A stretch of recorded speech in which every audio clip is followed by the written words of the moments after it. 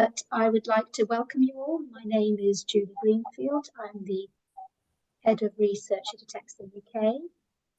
Can you hear me clearly? Yeah. And I also am an advisor for Euro-ataxia.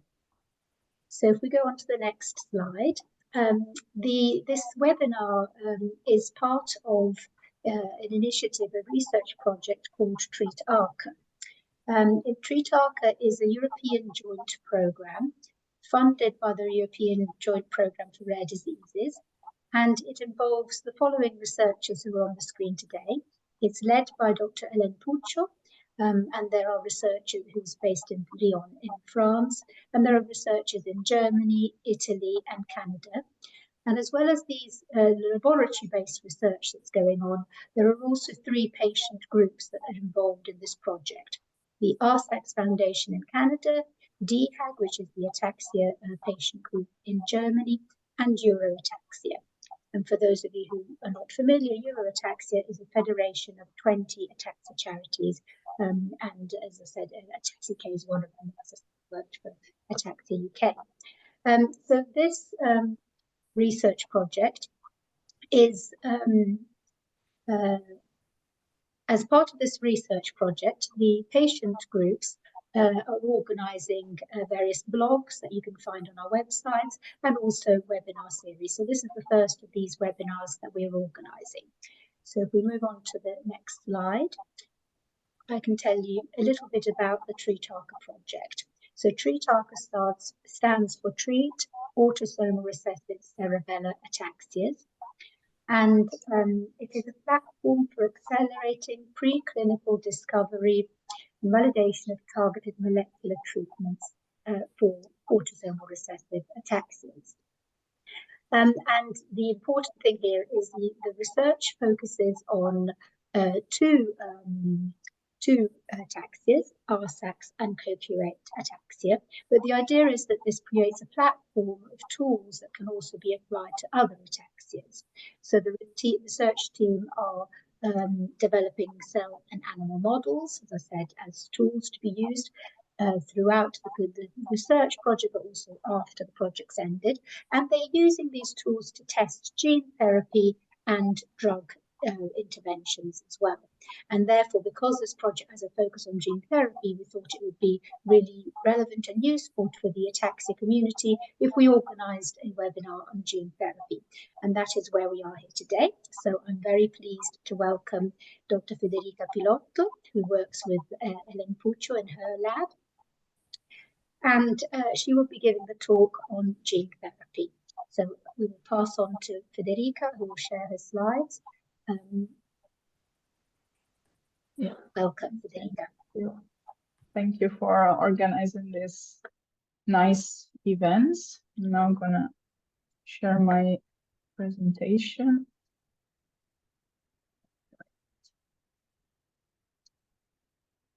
Can you see my screen? Yes. Okay, perfect. All right. So, as Julie said, today's topic is gene therapy. And so I would like to guide you a bit on what gene therapy is, how does it work, and how can be applied to treat diseases. So today I will be cover different aspects, starting from the basic ones. So first of all, what is a gene? What are the different type of mutations that can be, for example, corrected with gene therapy? How does gene therapy work? How it is delivered to patients? And then I would like to talk about few of the main strategies that you might have heard about. And finally, what are the challenges and the risks for this kind of therapies? And I would like to give you some examples of gene therapy applied to neurodegenerative diseases. So starting from the very beginning, what is a gene? So here you can see a schematic representation of a cell.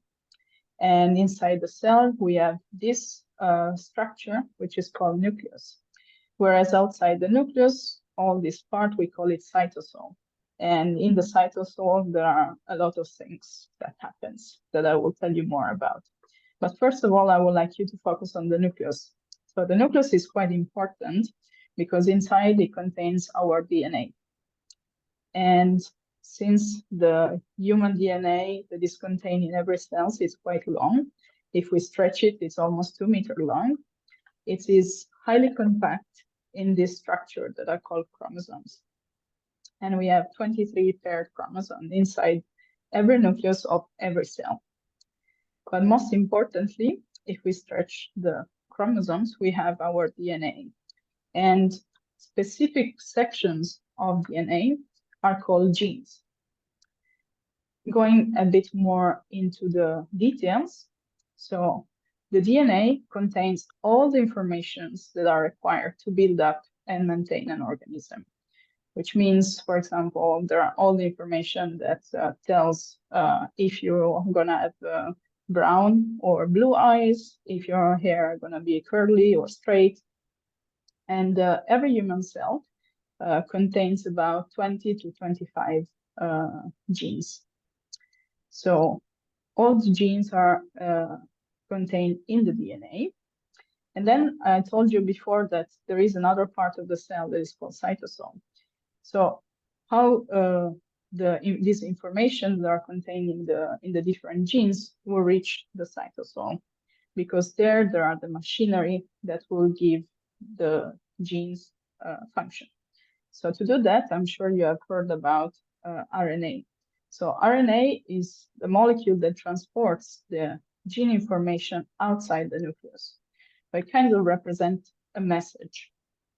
And then this message is going to be read by all the machinery that are lying in the cytosol, and this will build a functional protein. So every gene, in the end, following this chain, will give us a protein that hopefully is functioning.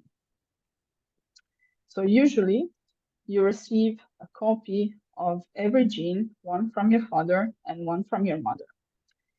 Unfortunately, sometimes these genes have mutations that might cause diseases. And so if only one copy of the genes, either coming from the mother or from the father, is mutated and gives rise to a disease, we call it dominant inherited disorder. Whereas if you have both of the copies that are mutated, we call it recessive inherited disorder. So since I'm Italian, I thought that to explain what are these kind of mutation and how they work, to make a culinary link. So you have to imagine that your DNA is like a book of recipes, and inside there are a lot of recipes. For example, for me, one of my favorite dishes are the lasagna. And so every gene contains all the ingredients to make a functional protein. But if a mutation occurs, we can have a mistake in the recipe and in the ingredients that are needed to produce functional protein.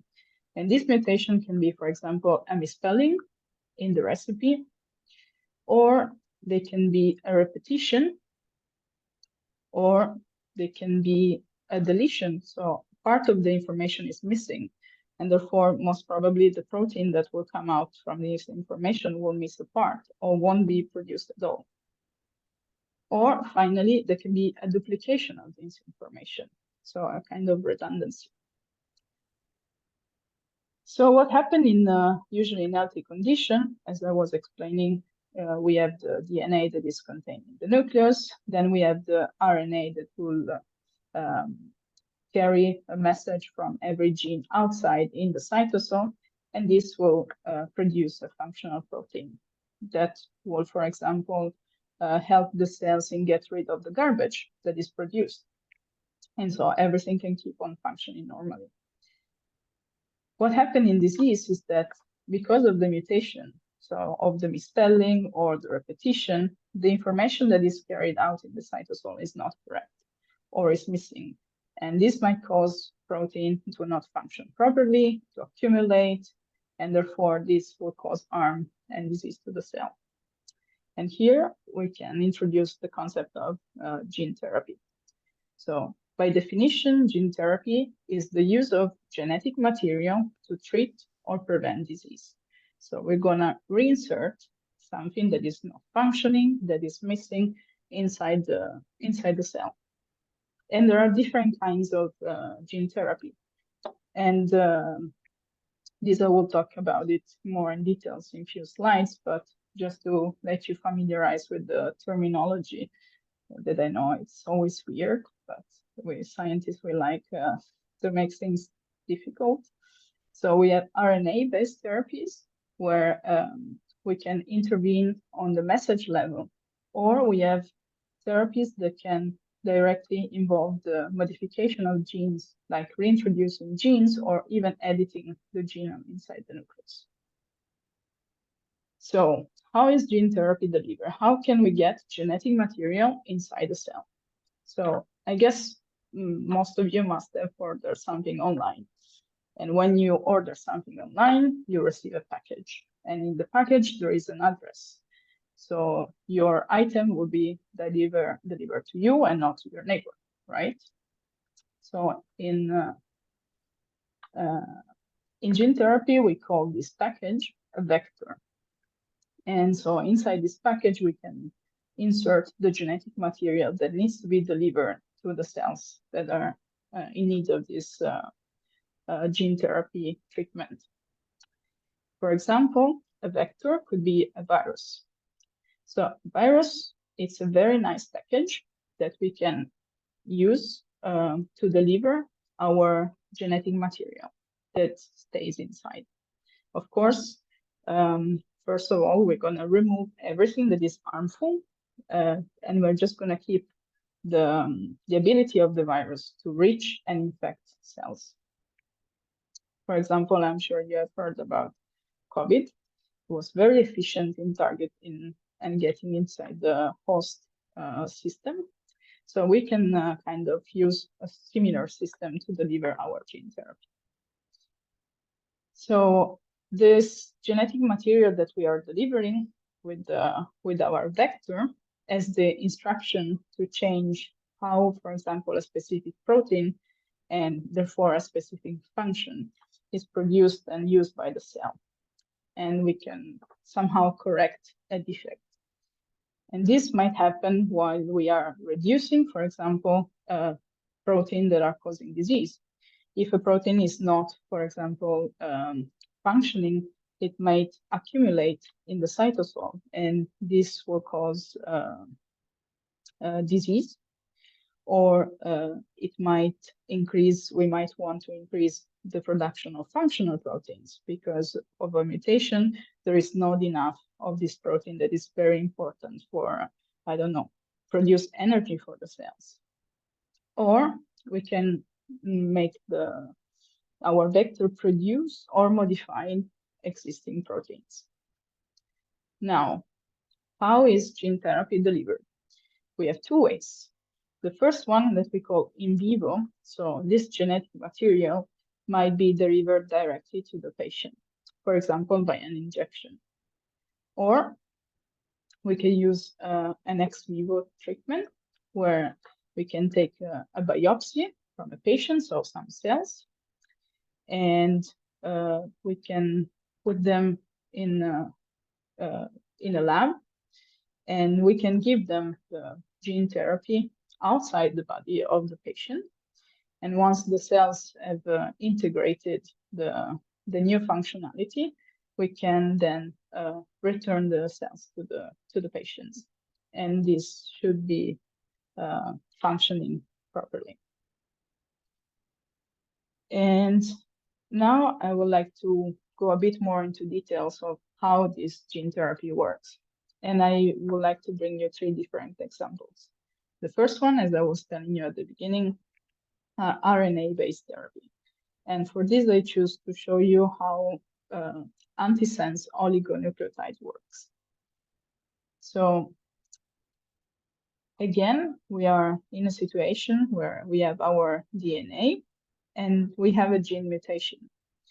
And because of this mutation, the RNA that will have to transfer the information outside the nucleus, it carries a wrong information.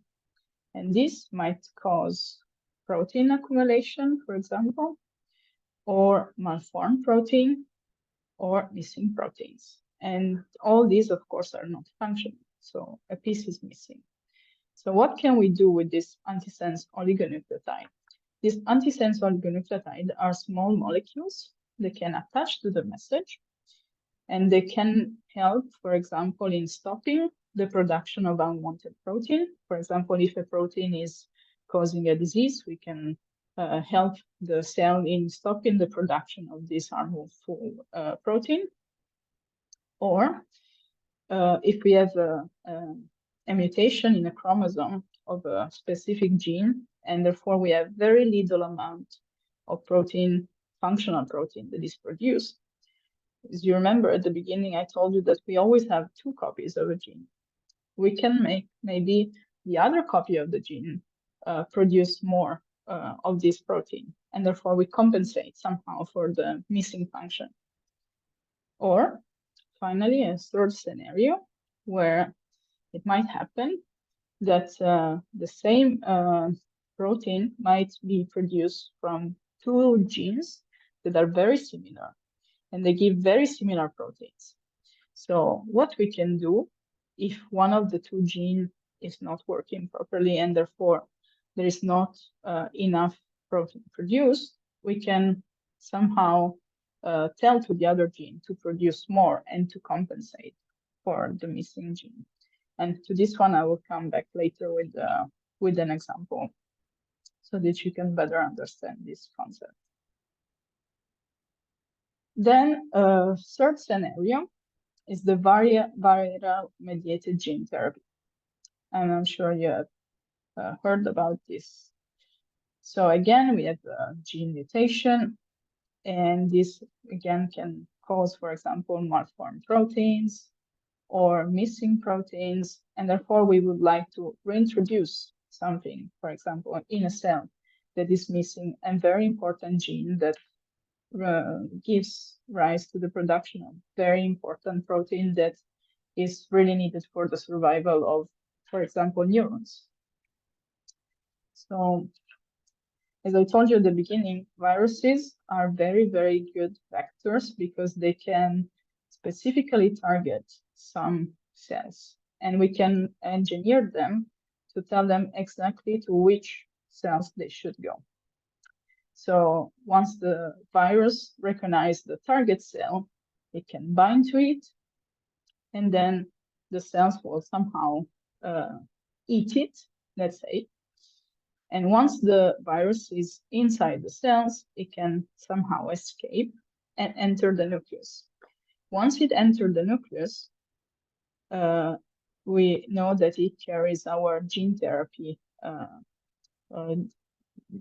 gene. So this gene can be delivered inside the nucleus. And this time we will have a new RNA that will carry a correct information. And this finally will give rise to our functional protein. So we have reintroduced something that was not working.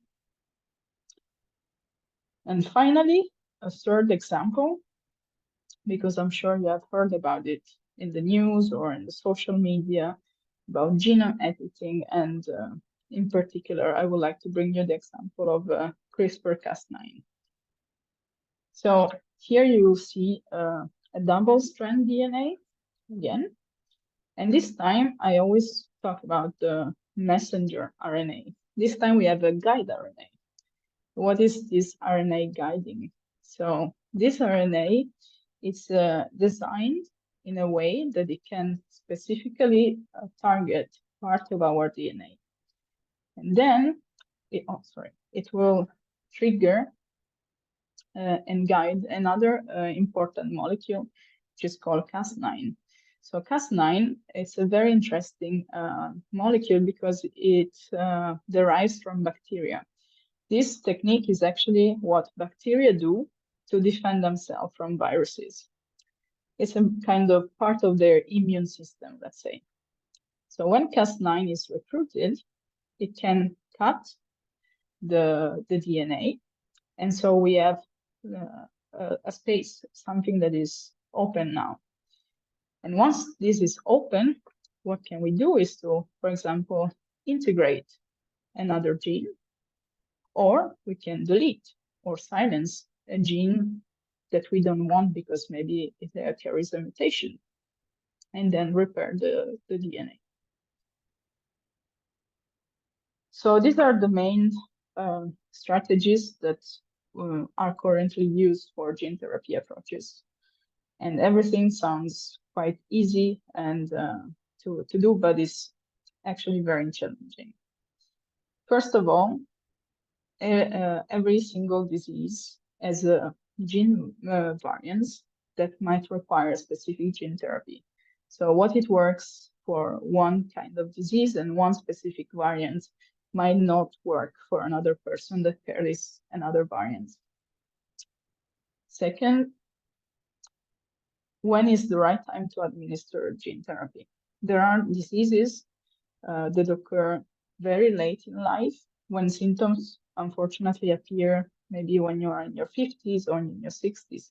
Nevertheless, something has started to change inside your cells way before symptoms appear. So this is another important question is, do we have to administer gene therapy because we know we carry a mutation that might give a disease in 20, 30 years? Or is it okay also to give the gene therapy once the symptom has started? Then another important part is that this kind of therapies should specifically target one type of cell or cells and a specific protein, because we don't want that, for example, the same gene therapy that is good for, I don't know, for your neurons is not good then for your liver, and therefore you will have huge side effects. Another important question, especially for neurodegenerative disease, is how can we make this gene therapy cross the blood-brain barrier? So the blood-brain barrier is a barrier that surrounds the entire brain. And it's a very selective barrier because it's a protection. And so we have somehow to cheat this barrier to make these therapies get into the brain and be delivered at the right target. And then another problem is the activation of the immune system. For example, this is I'm sure you have heard about it for CRISPR-Cas9. This is something that derives from bacteria. And therefore, our immune system might recognize it as something stranger and overreact. It's a bit like for tumor transplant if you have a transplantation and you might reject the new organ. It's kind of a similar response.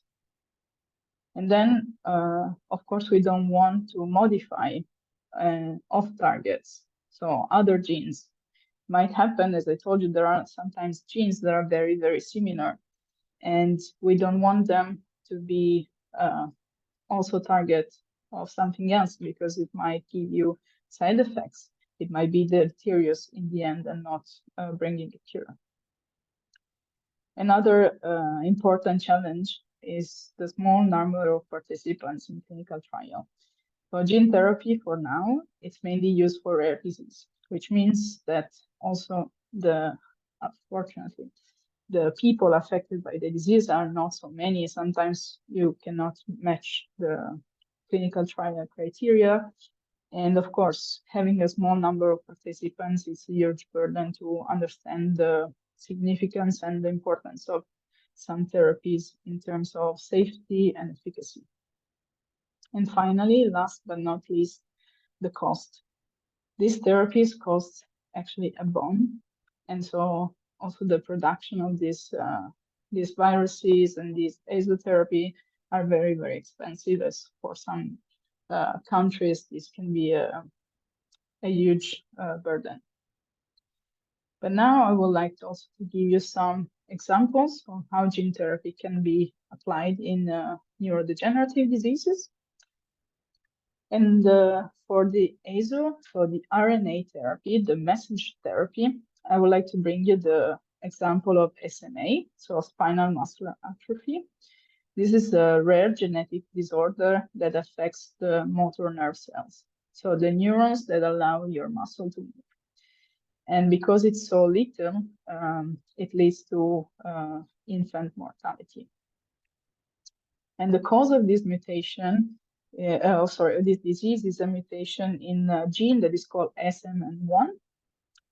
And this causes not enough protein produced that is called survival motor neuron protein. And as you can imagine from the name, it's very, very important that this protein is produced. Otherwise, your neuron won't survive. And for this therapy, for this disease, we have, for example, an ASO therapy. And in this case, what they have done is to increase the production of a functional protein, trying to stimulate another gene that is very, very similar, that is called SMN2.